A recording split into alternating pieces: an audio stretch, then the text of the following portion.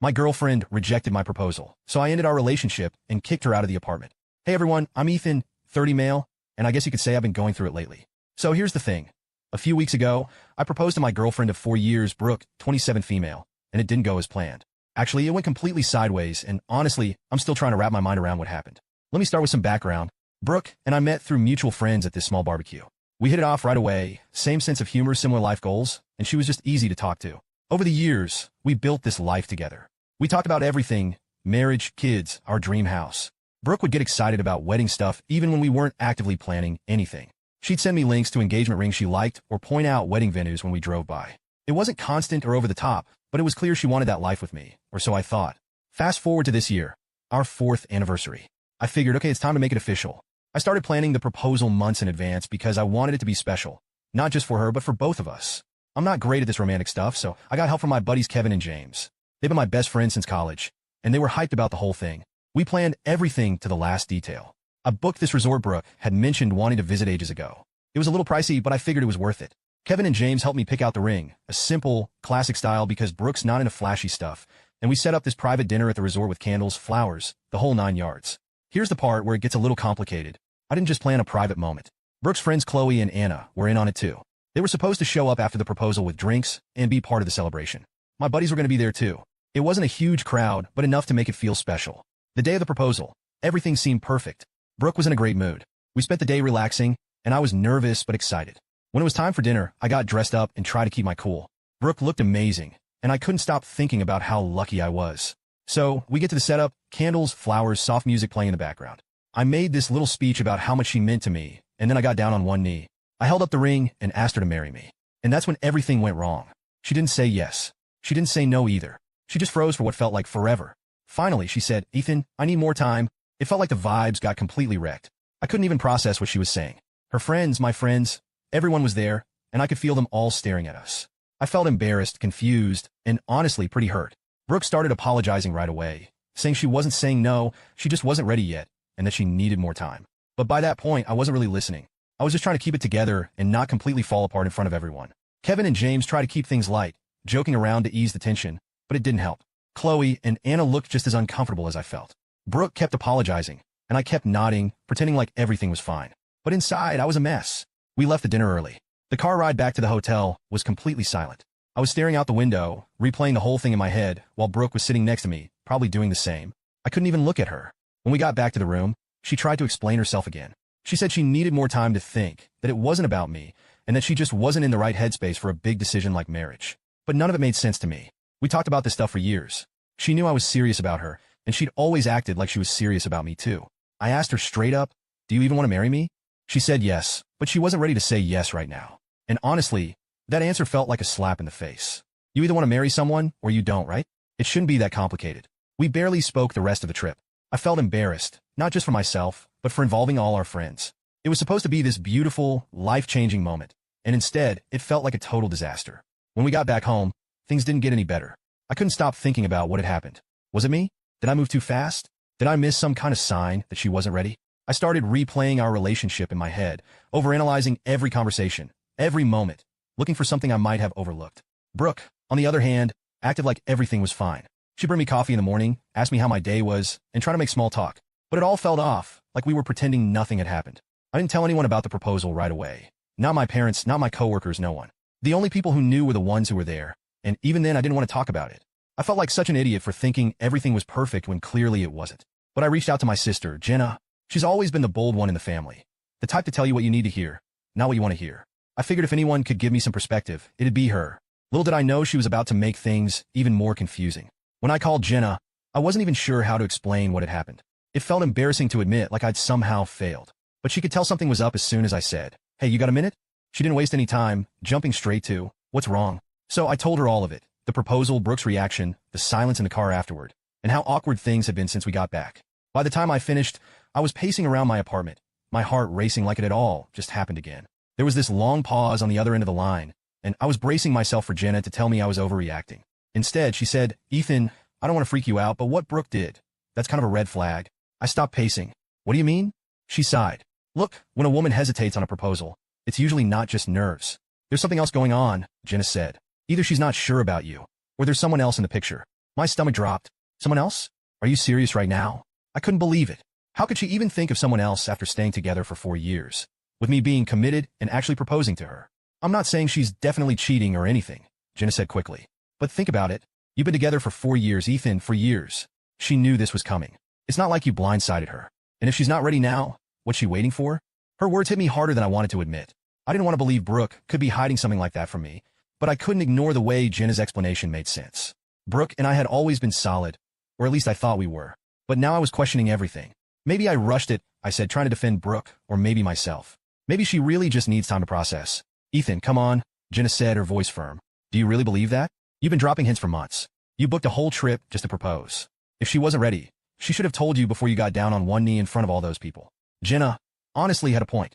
Brooke had always been straightforward with me about what she wanted, or at least she used to be. Lately, though, things had felt different. I started telling Jenna about the little things that had been bothering me. How Brooke had been working late more often, how she'd started going out with her friends more, how her phone was always on silent. I hadn't thought much of it at the time because I trusted her. But now, with Jenna's words in my head, it all seemed suspicious. Ethan, I hate to say this, but it sounds like classic girl code, Jenna said. Girl code? I asked, confused. It's when a girl hesitates because she's keeping her options open, she explained. She's not ready to commit to you because she's not sure you're the only one she wants. I didn't know what to say. The idea of Brooke keeping her options open had me going nuts. She wasn't just my girlfriend. She was my best friend, my partner, the person I thought I'd spend the rest of my life with. The thought of her hiding something like that from me made me feel sick.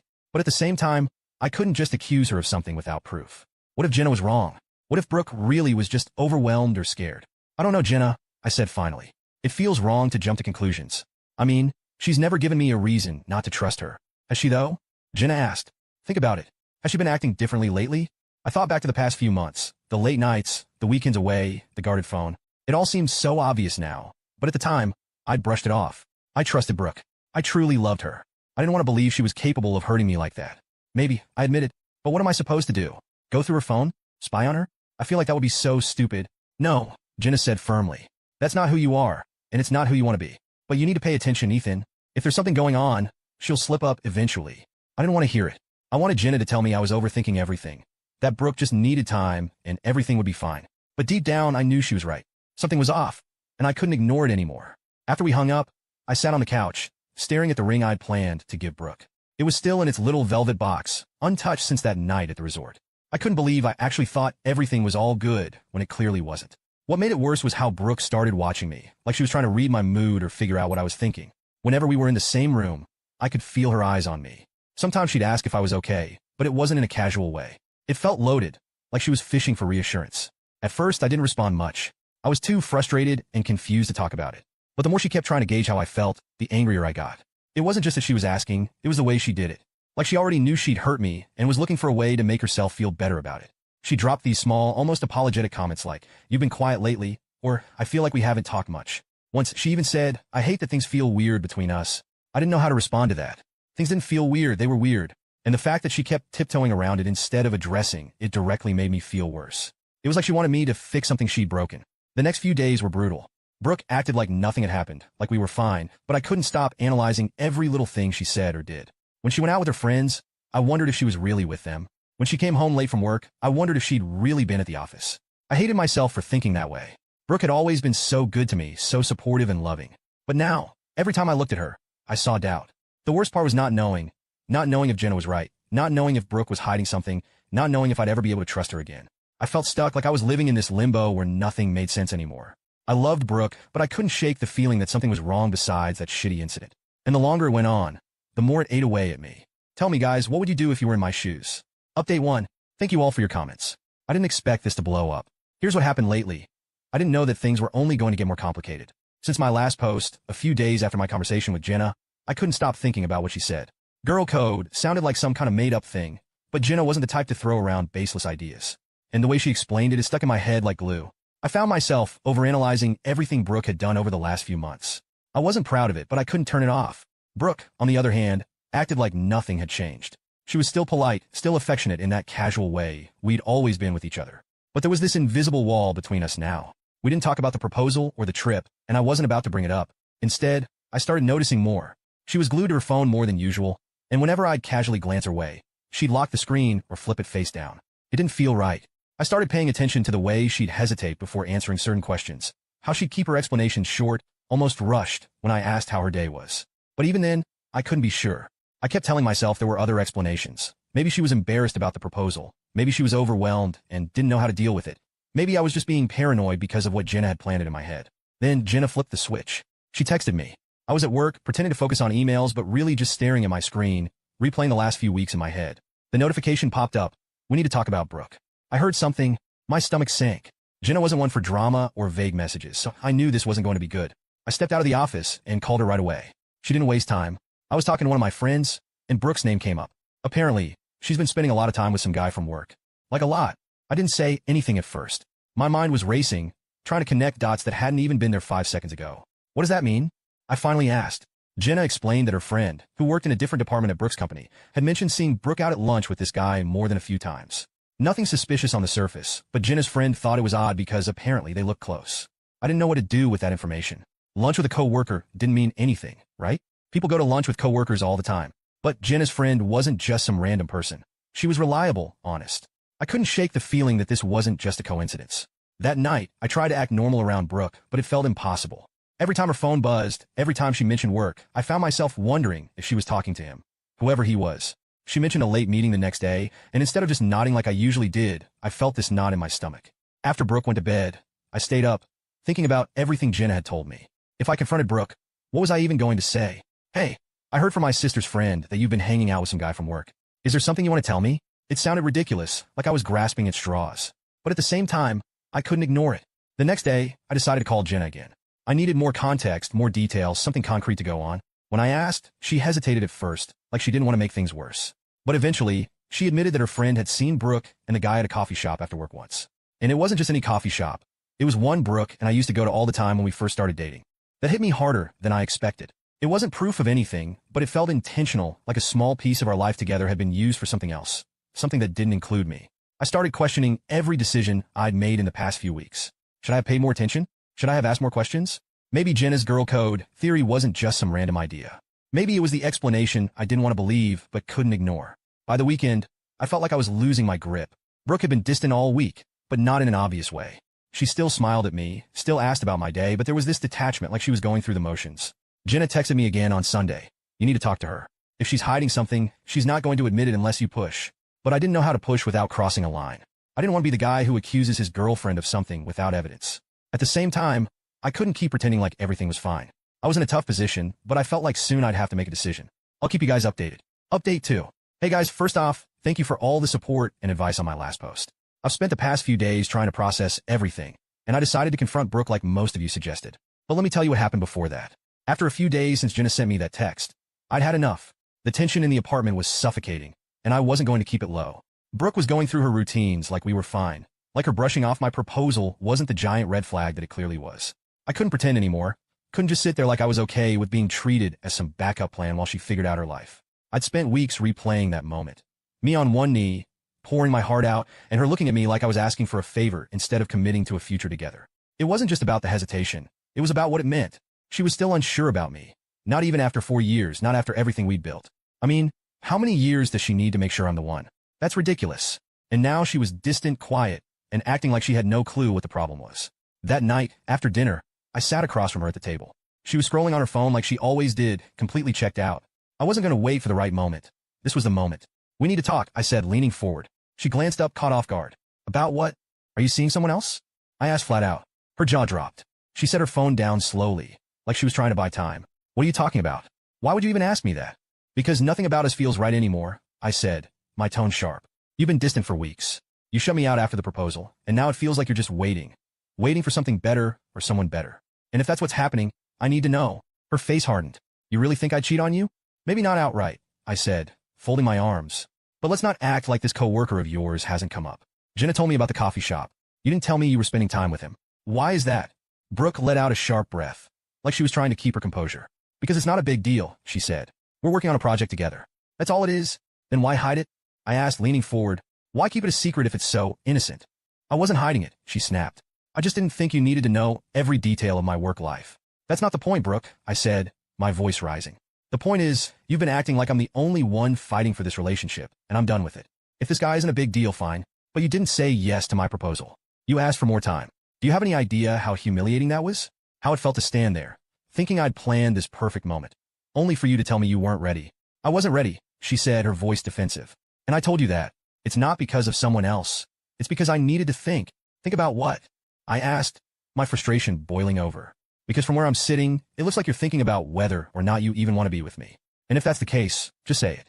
Don't string me along while you figure out your life. I'm not stringing you along, she said, her voice rising. I've been trying to sort through everything in my head, but you're twisting this into something it's not. Don't gaslight me, I said, my voice cold. You've been pulling away from me for weeks. And if it's not because of this guy, then what is it? Because I'm tired of the guessing games. Brooke stood up, crossing her arms. You want to know why I hesitated? She said, her tone sharp. Fine. I hesitated because marriage is a big deal, because it's permanent, and I wasn't sure I was ready to make that commitment. Not because of you, not because of anyone else, but because of me.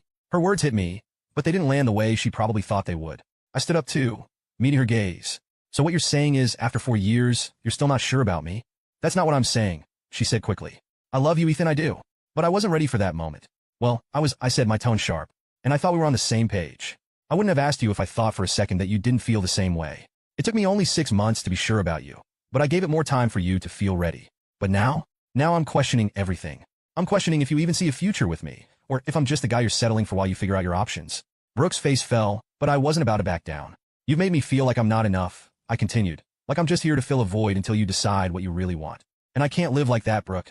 I deserve better. I never meant to make you feel that way, she said quietly. But you did, I said firmly. And now I have to decide if I can even stay in this relationship knowing that I'm not your first choice. Her eyes widened slightly, and for the first time, I saw real fear in them. Ethan, you are my choice, she said, her voice trembling. I've just been confused. I cut her off. Yeah, I get it. But here's the thing. I'm not confused. I know what I want. I want someone who's sure about me. Someone who doesn't need time to decide if I'm worth committing to. And if you can't be that person, then I don't know what we're doing here. Brooke didn't respond. She just stood there, her expression a mix of guilt and frustration. The silence stretched between us, heavy and unrelenting. Finally, I stepped back. I'm going to give you some time to think, I said, but I'm not going to wait forever. If you can't give me a real answer soon, an answer that tells me you're all in, then I'm done. With that, I left the room, heading to the bedroom to clear my mind. For the first time in weeks, I felt like I'd taken control of the situation. Whether Brooke stayed or not, I wasn't going to keep feeling like a second option. Whatever was going to happen next, it was going to be on my terms. Final update. Hey guys, thought I'd give you an update since most of you are asking. What did I do? Well, honestly, I wasn't proud of how heated things got, but at the same time, I didn't regret saying what I needed to say. For weeks, hell, maybe months, I'd been bottling up all this frustration and confusion. The proposal, the hesitation, her distance afterward, and now this shadow of doubt hovering over us.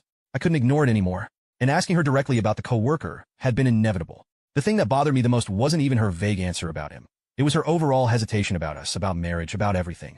I wasn't asking her to marry me tomorrow. I just needed to know that we were heading in the same direction. Her saying she wasn't ready felt like she wasn't ready for me.